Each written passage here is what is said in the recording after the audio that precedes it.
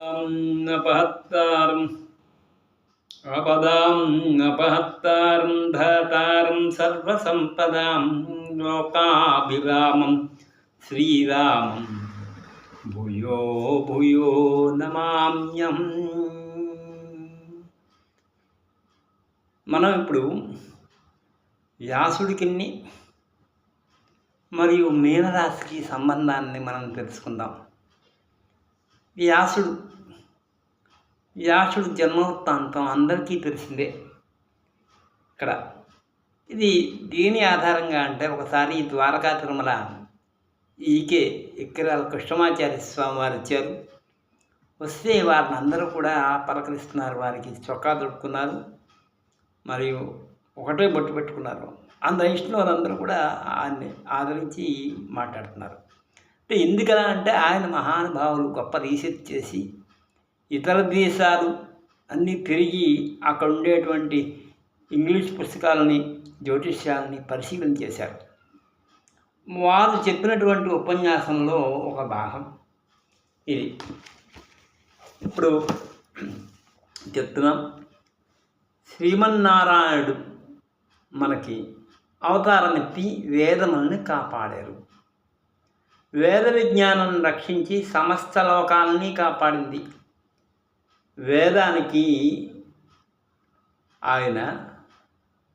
వేదానికి స్థానమైనటువంటి వాడు గరుత్మంతుడు. అందుకని ఆ గరుత్మంతుడు యొక్క పూజను మనం చేస్తాం. ఆ గరుత్మంతుడు ధ్వజస్తంభానికి నమస్కారం చేసి లోపలికి వెళ్తాం. ఇక్కడ వేద విజ్ఞానం నమ్మిన వారే ఆ పరమాత్మను చూడగలరు, చూడడానికి అర్హరు. లేకపోతే లోపలికి వెళ్ళడానికి వీలు లేదు. అక్కడ అందులో వ్యాసుడు రాసినటువంటి పురాణాలని, వాటిని నమ్మాలి, సరిగ్గా అర్థం చేసుకోవాలి. అందుకని వీటన్నిటికీ కూడా వేద విజ్ఞానానికి మీనరాశి ఆధిపత్యం వహిస్తుంది.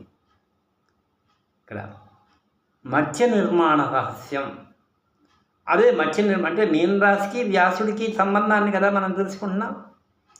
అంటే దీన్ని మత్స్య నిర్మాణం అంటే చేపల వేట అన్నారు. అంటే ఒకానొక మహానుభావుడు క్రీస్తు పూర్వం ఒక వాక్యాన్ని రాసుకున్నారు. ఆ వాక్యం ఏంటంటే, మానవులలో మత్స్యకారులు ఉంటారు. ఆ మత్స్యకారులు ఉంటారు కనుక వారిని మనం అనుసరించాలి. అంటే వారి యొక్క ఉపదేశాలను వినాలి అని అర్థం. లేకపోతే వారి యొక్క హృదయములందు అధివాసం చెయ్యాలి అన్నారు. అంటే పురాణాలు వినాలి అని అర్థం. అక్కడ మీనరాశి, ఇక్కడ మత్స్యకారులు అంటే మీనరాశికి అధిపతి కదా. అక్కడ రెండోది, ఇక్కడ కన్యా మీనం సమసప్తకం.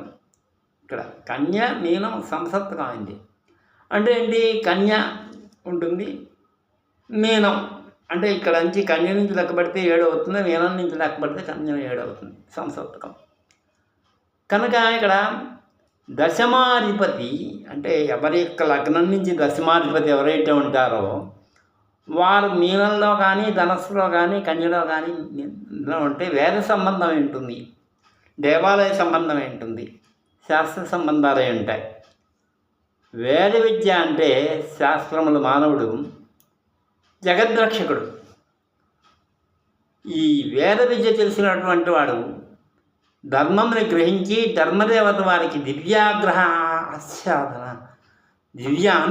ఆచ్ఛాదన వస్తుంది. ఎప్పుడైతే ఇక్కడ జ్యోతిష్పరంగా మీనరాశి యొక్క బాగుంటుందో, మీనరాశి లగ్నమైన వాళ్ళు, లేకపోతే రాశి అయిన వాళ్ళు కూడా, అంటే అందరూ కాదు, అక్కడ ఉండేటువంటి గ్రహాలు ఇంకా అనుకూలంగా ఉండాలి. అప్పుడు వాళ్ళు మాత్రమే పరాశరులాగా, వ్యాసుడిలాగా వాళ్ళు వ్యవహరిస్తారు.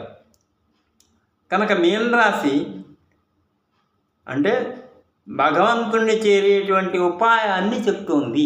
అంటే మహావిష్ణు అమ్మగారు ఏం చేశారంటే, వారు కనిపెట్టింది మీనరాశి భగవదనుగ్రహానికి మరియు వారి యొక్క భగవంతుడు ఇచ్చినటువంటి నిరహేతుక జాయమాన కటాక్షానికి పాత్రులవుతారు.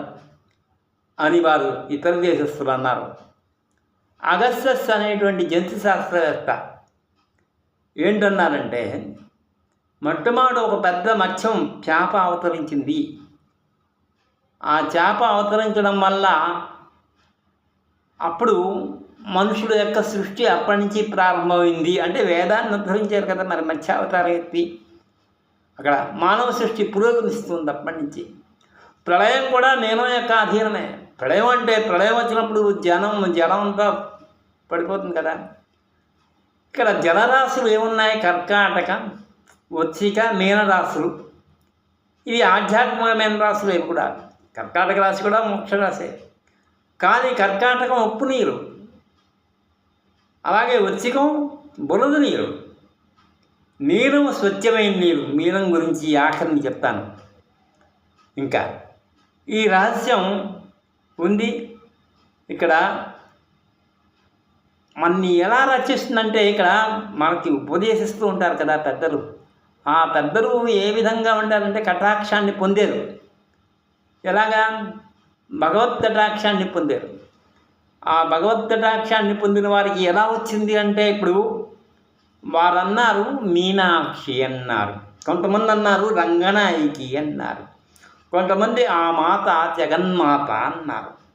ఆ మాట యొక్క జ్ఞాన కిరణాలు మనకి సోకి, ఆ జ్ఞాన కిరణాల వల్ల మనకి అధికమైనటువంటి విజ్ఞానం వచ్చి అందరినీ రక్షించేటువంటి ఒక విజ్ఞానం మనకొచ్చి మన శక్తి చేత ప్రజలందరినీ కూడా కాపాడడం జరుగుతుంది. ఇదే ఎలా అదేంటంటే వ్యాసుడు. ఈ విధంగానే వ్యాసుడు పురాణాలను రచించి మనందరినీ కూడా తరింపచేశాడు. అలాగే వారిని కూడా రామాయణం రచించి మనందరినీ కూడా తరింపచేశాడు. అటువంటి మహత్యం ఉంది ఇక్కడ ఆ స్వామి యొక్క వైభవంలో. ఇక మీనరాశి ప్రభావమైన రాశి జన్మలగ్నమైన మానవుడు, అలాగే లగ్నము రాశి అయినటువంటి వాళ్ళు ఎవరైతే ఉన్నారో వారికి గురువు యొక్క ప్రభావం కలిగినట్లయితే వాళ్ళు పరమేశ్వరుని యొక్క కటాక్షానికి పాత్రులై మనందరినీ ఉపదేశించి మనందరినీ బాగు చేయడానికి ఉంటారు. ఇదే వ్యాసుడు. అంటే వ్యాసుడు ఎలా పుట్టాడు అని అందరికీ తెలుసు. ఎలా అంటే అక్కడ మత్స్యగంధి ద్వారా పుట్టడం జరిగింది, సత్యవతి ద్వారా పుట్టడం జరిగింది. అంటే సత్యవతి తర్వాత నామం మత్స్యగంధి. ఈ మత్స్యగంధి అంటే ఏంటి? మీన రాశి. మత్స్యగంధి అంటే జలంలో ఉన్నది, అక్కడ ఉండేటువంటి నదిలో ఉన్నటువంటి అమ్మాయి. అటువంటి స్త్రీ ద్వారా పరాశరుడు ద్వారా స్త్రీ ద్వారా వ్యాసుడు ఉత్పన్నమయ్యాడు. ఆ వ్యాసుడు మనకందరికీ కూడా జ్ఞానాన్ని అందించాడు.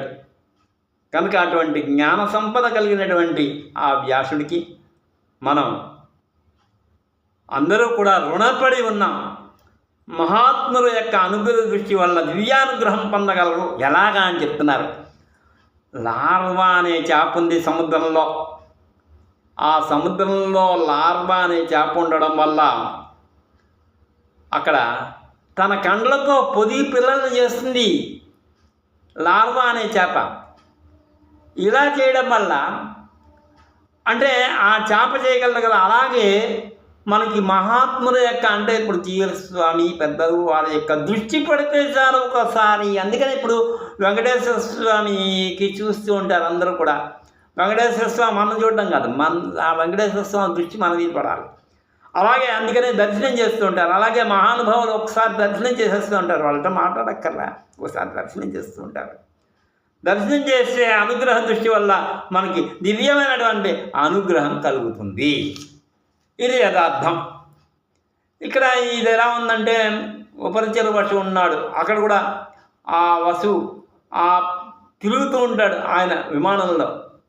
అక్కడ మీన ఏంటి? దిశ్వభావం రాసి కదా. దిశ్వభావం అంటే ఒక చోట ఉంటాం కదా, తిరుగుతూ ఉంటాం, విమానంలో తిరుగుతూ ఉంటాడు. ఆయన భార్య గిరిక. ఆయన వేటకు వెళ్ళినప్పుడు ఆ తేజస్సునంతా కూడా వదిలిపెట్టి పుంసమనం చేస్తున్నటువంటి తన భార్యకి ఆ తేజస్సుని ఇమ్మని చెప్పడం. ఒక డాగ వస్తుంది, ఆ డాగకి అప్పచెప్పి ఈ డాగతో చెప్పి ఇంటికి పట్టుకెళ్ళి తన భార్యకి ఇమ్మని చెప్తే మధ్యలో వచ్చి ఇంకో డేగ వాళ్ళకు ఉంటాయి కదా పోటీ, తను తీసుకెళ్ళామండి నేను తీసుకెళ్తానని. అలా ఉండడం వల్ల నదిలో పడిపోయింది తేజస్సు. ఆ నదిలో పడిపోతే ఒక అప్సరస ఉంది. ఆ అప్సరస శాప రూపంలో ఉంది. ఎందుకంటే శాపం వశాను. ఆమెకి శాపం ఎలా పోతుందంటే, ఇక్కడ గర్భం ధరించినట్లయితే ఆ చేపకి శాప విమోచనం జరుగుతుంది. అటువంటి అప్సరస వల్ల అక్కడ 2 కుమారులు పుడతారు ఆ చేపకి. దాంట్లో ఇందులో ఉండేటువంటి ఆడపిల్లని సత్యవతి, ఆమెను తీసుకొచ్చి దాసరాజు పెంచుకోవడం జరుగుతుంది. ఇదంతా ఎలా జరిగింది ఈ కథంతా మీనరాశి అంటే మీనరాశి, సముద్రం మీద చేప, మీనము, ఇవన్నీ శబ్దాలు వస్తున్నాయి చూడండి. అంటే మీనరాశి యొక్క ప్రభావం, మీనరాశి యొక్క ప్రభావం. ఇక్కడ కన్యారాశి, మీనరాశి, కన్యారాశి, మీనరాశి ఎటువంటి రాశులు చెప్తున్నారు. కన్యారాశి ఎవరు? కన్యా, సత్యవతి కన్య. సత్యవతి కన్య. సత్యవతి అంటే ఇక్కడ మత్స్యగంధి అనేటువంటిది, యోజనగంధి అనేటువంటిది, ఈ 2 పేర్లు ఉన్నాయి ఆమెకి. మత్స్యగంధి అంటే మత్స్యగంధి అయినప్పుడు వ్యాసుడు ఏం చేశాడు? యోజనగంధిగా మార్చాడు. అంటే ఏంటి? మహాత్ముల యొక్క స్వభావం కానీ స్పర్శ కానీ ఏర్పడినట్లయితే, వారి విన్నట్లయితే, ఇప్పుడు చూడండి, ఒక రఘునాథాచార్య స్వామి వారిని ఉండేవారు. వారు ఎక్కడెక్కడ తిరుగుతున్నారో అక్కడక్కడ అందరూ పండితులు వచ్చేసేవారు. పాండిత్యం వచ్చేసేది వాళ్ళకి. అటువంటి గొప్ప పాండిత్యం వచ్చేది. అటువంటి కారుణ్యపూరితమైనటువంటి మనస్సు ఉన్న వాళ్ళు కదా. అందుకని వారికి ఒక్కరికే ఉండాలి, నేను ఒక్కడిని బొట్టు పెట్టుకోవాలి, నేను ఒక్కడినే దండ వేసుకోవాలని కాదు. అందరూ కూడా ఈ పాండిత్యాన్ని నేర్చుకోవాలి అనేటువంటి స్వభావం ఉంటుంది. అలాగే మా నాన్నగారు కూడా, వారు కూడా అందరికీ కూడా వెదజల్లారు. ఇక్కడ వీళ్ళు ఏం చేస్తారంటే సేవా కార్యక్రమాలు చేస్తారు. అంటే ఒక మహానుభావుడు క్రీస్తు పూర్వం ఓ మహానుభావుడు వచ్చి, మీ భాష బాగా అందరూ చదవాలంటే, మీ భాషని ముట్టుకోవాలంటే, మీ ఆచారాలన్నీ పాటించాలంటే మీరు ధర్మశాస్త్రాన్ని, అంటే ఇక్కడ సేవా కార్యక్రమాలు చేయండి, అనేకమైనటువంటి వైద్య కార్యక్రమాలు చేయండి అన్నారు. అప్పుడు సరస్వతి, ఆమె సత్యవతి అంటే సత్యమును ప్రతిపాదన చేసేది సత్యవతి. మనకు జన్మనిచ్చింది కనుక పరిపూర్ణ స్థాయి అందుకుంది కనుక అటువంటి అక్కడ వ్యాసుడు వల్ల జన్మించింది. పరాశరుడు వల్ల జన్మించాడు వ్యాసుడు. ఆయన సత్యమునికి వాహిక, అంటే అంగుష్టంలోంచి వచ్చినటువంటి మాట దానికి వాహిక. అంజన ఆంజనేయ స్వామి అంటాం కదా. అంజన అంటే అంగుట్లోంచి వచ్చినటువంటి వాయువు అంజన అంటాం కదా. అలాగే ఇక్కడ సత్యంలోంచి వచ్చిన వాహిక మంత్రవాక్కు మూలమన ఆత్మ ప్రచోదనం కలిగి ఋషిత్వంలో పరిపూర్ణత సాధించారు. దేవప్రబంధం ఇది ఒక స్త్రీ వల్ల జరిగింది. స్త్రీ అంటే ఏంటి? అయ్యం అనేటువంటి ఒక బీజాక్షరం వల్ల కలిగింది. ఇది వాక్రూపమైనటువంటి వ్యాసుడు సత్యవతి ద్వారా జన్మించాడు కనుక వ్యాసుడు కన్యాపుత్రుడయ్యాడు. వృచ్చికం బురద నీరు, కల్మషమైనటువంటి పాపపురుషుడు వృచ్చికం. అలాగే కర్కాటకం ఉప్పు నీరు, ఉద్వేగం అని చెప్పుకున్నాం. ఇక మీనరాశి అంటే స్వచ్ఛమైనటువంటి జలం. అంటే స్వచ్ఛమైన మీనరాశి ఎట్లా అయిందంటే, ఇప్పుడు వ్యాసుడు ఏం చేశాడు? చక్కనటువంటి ప్రబంధాన్ని మనకి ఇచ్చిపెట్టాడు. భగవద్ విషయాన్ని మనకి ఇవ్వడం జరిగింది. వ్యాసుడు పరాశరుడు కూడా. ఇది గంగా ప్రవాహంలాగా. ఎలా అంటే గంగా ప్రవాహం త్రిపద అనేటువంటి మనకు అందదు. అక్కడ చూడండి, గంగా ప్రవాహం త్రిపద అంటే త్రిపదగా ఉంది, స్వర్గంలో ఉంది. మనకంద వేదాలు మనకు అందయ్యా, మనకేమన్నా అర్థం తెలుస్తుందా? కానీ చాలా కష్టపడితే కానీ తెలియదు కదా.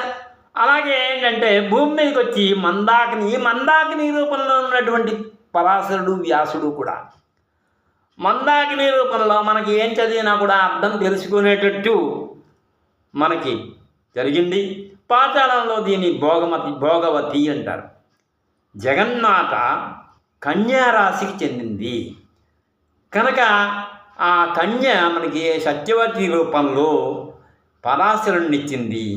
ఇదే గురు పౌర్ణమి మనం చేసుకున్నాం. ఇందులో ఇక్కడ ఇక్కిరాల కృష్ణమాచార్య స్వామి వారు ఎప్పుడో చెప్పింది నేను రాసుకున్నాను. ఆ రాసుకున్నది చూసి చదువుతున్నాను. ఎందుకంటే అంత మేధాశక్తి నాకు లేదు కనుక వారు చెప్పింది అలా అప్పుడెప్పుడో ఒక 50 ఏళ్ల కిందట చెప్పారు. అప్పుడు రాసుకున్నాను. ఇప్పుడు గురువు ఎలా ఉండాలి, శిష్యుడు ఎలా ఉండాలి? తపస్వాధ్యాయ నిరతం తపస్వీ వాగ్విదాంబరం నారదం మరి ప్రత్య వాల్మీకిర్ముని పంగవ అని ఉంది కదా. అంటే తపస్వాధ్యాయ నిరతం అంటే నారదుడు ఎటువంటి వాడు? తపస్సు ఎందు స్వాధ్యాయమందు నిరతము ఎప్పుడు కూడా రామ రామ అంటూ ఉంటాడు. ఎప్పుడు అధ్యయనం చేస్తూ ఉంటాడు. అంటే భోజనం చేసిన తర్వాత ముందర అధ్యయనం, వేదాధ్యయనం, నారాయణ జపం, వేదాధ్యయనం, నారాయణ. ఎందుకంటే ఎవరికైనా హితమైనటువంటి పలుకులు చెప్పాలని, వాళ్ళు బాగుపడాలని ఉద్దేశం చేత తపస్వాధ్యాయ నిరతం ఎప్పుడు కూడా. అంటే కానీ 2 రోజులు చేసి తర్వాత మానేసి 2 రోజులు సెలవు పెట్టి అలా కాదు, ఎప్పుడు కూడా అధ్యయనం చేస్తూ ఉంటాడు. ఎవరికైనా చెప్దామని. తపస్వీ వాగ్వేదాంబరం, తపస్వీ ఆయన వాగ్వేదాంబరం, వాగ్వేత్తల్లో శ్రేష్ఠుడు. ఎవరయ్యా చెప్పడానికి? ఇప్పుడు నాలాంటి వాడు కాదు, నాకు చెప్పడం రాదు కదా. అలా కాదు, వాగ్వేత్తల్లో శ్రేష్ఠుడు ఎవరైతే ఉన్నాడో ఆయన అటువంటి వాడు నారదుడు. 3 విశేషణాలు నారదుడికి. వాగ్వేదాంబరం, నారదం పరిపప్రస్య, నారదుడు పరిపప్రస్య. ఎవరు? నారదుడిని అడిగను. ఏమిటి ప్రప్రస్య అంటే? అడిగిన పరిప్రస్య అంటే దుర్బోధమైనటువంటి తత్వ విశేషాలని ఉత్కృష్టమైనటువంటి ఆకాంక్షతో అడగడం అనేది పరిప్రప్రస్య. అని ఇక్కడ ఎవరు శిష్యుడు ఎవరున్నారు? ఎవరు దొరకలే. అక్కడ వాల్మీకి వాడు దొరికి, వాల్మీకి ఏదో పుట్టలో తపస్సు చేసుకుంటూ ఏదో రామా అనుకుంటూ ఉంటే ఈయన దొరికాడు, ఈయన బాగుంటాడరా, ఈయనకి చెప్పేద్దాం అనుకుని ఒక అరచేయి చూపించి, అరచేయిలో అంతా కూడా టీవీ చూపించినట్టు చూపించేశారు రామాయణం అంతా కూడా ఆ నారదుల వారు. నారదుల విశేషం ఏంటి? తపస్వాధ్యాయనం తపస్వీ వాగ్వేదాంబరం నారదం పరిపప్రస్య. వాల్మీకి మునుల్లో కల్లా శ్రేష్టమైనటువంటి వాడు మునిపుంగవం నారదం. ఈ నారదుడు గురువు ఎవరు అంటే నారదుడు, శిష్యుడు ఎవడు? వాల్మీకి ఏదో తెలుసుకోవాలి, తత్వ విశేషాన్ని తెలుసుకోవాలి. అవన్నీ కూడా ఉన్నాయి. ఇవి మీనరాశి తిరుగుతుంది. ఈ విషయం అంతా కూడా ఈ మీనరాశి యొక్క ప్రభావం గట్టిగా ఉంటేనే వాళ్ళు తపస్సు చేసుకుంది కిన్నే అందరికీ చెప్పడానికి అర్హులు కనుక ఇటువంటి ప్రబంధాన్ని, ఇటువంటి మంచి విషయాలను అందించినటువంటి ఆ ఇక్కిరాల కృష్ణమాచార్య స్వామి వారికి మనకి వందనం, గురువందనం అని నమస్కారం చేస్తూ వేదాంతద్వైతత్వజ్ఞం మంత్రాత్మకం గురు శ్రీమన్నారాయణ ఆచార్య మద్గురుం సముపాస్మహే. యాదేవి సర్వభూతేషు విద్యారూపేణ సంస్థిత నమస్తస్మై నమో నమః అని గురువులకు అందరికీ నమస్కారం చేద్దాం. వాళ్ళు చెప్పినటువంటి పురాణాలని మనం అర్థం చేసుకోవడానికి ప్రయత్నం చేద్దాం. ఇది విశేషం. ఈరోజు స్వస్తి మంగళం కోసరేంద్రాయ మహనీయ గుణాద్వై చక్రవర్తి తనూజాయ సార్వభౌమాయ మంగళం వసుదేవ సుతం దేవం కంసచానూరమర్దనం దేవకీ పరమానందం కృష్ణం వందే జగద్గురం అని ఆ జగద్గురువులైనటువంటి శ్రీకృష్ణమూర్తి వారికి నమస్కారం చేస్తూ ముగించుకొని ఈరోజు నుంచి మనం కూడా ఆ ప్రబంధాలని, దివ్య ప్రబంధాలని, అంటే ఆ పరాశరుడు వ్యాసుడు ఇచ్చినటువంటి పురాణాలని, వాల్మీకి చెప్పినటువంటి విశేషాలని మనం తెలుసుకుందాం. ఈరోజు నుంచే ప్రారంభిద్దాం. అలాగా మనం దినదినానికి అభివృద్ధి అవుదాం. స్వస్తి.